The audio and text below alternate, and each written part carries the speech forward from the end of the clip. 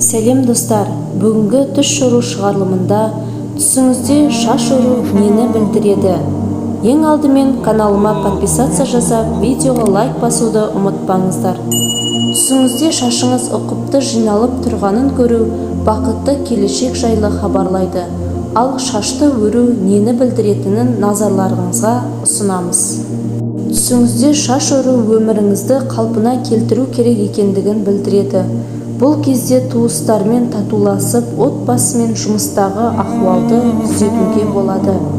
Сіздің шашыңызды біреу өріп жатса, сіз туралы өсек тарайды деген сөз. Сезіміңізді бақылауда ұстап, беделіңізді түсірмеңіз. Ал басыңыз бос болса, шаш өру көп ұзамай отбасылы болатыныңызды хабар етеді. Ал отбасылы болсаңыз, шашыңызды тарқатып қайта өру жұбайыңызбен ұзақ уақытқа айырылысатыныңызды, тіпті ажырасатыныңыз жайлы ескертеді.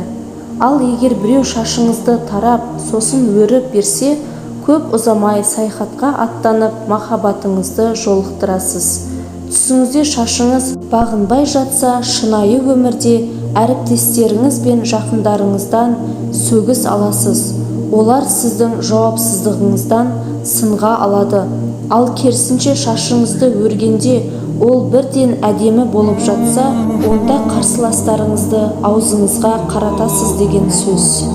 Достар, осыменен бүгінгі түс шору шығарылымы аяқталды. Видео ұнаса лайк басып, каналыма подписация жасауды ұмытпаңыздар. Келесі кездескенше сау болыңыздар.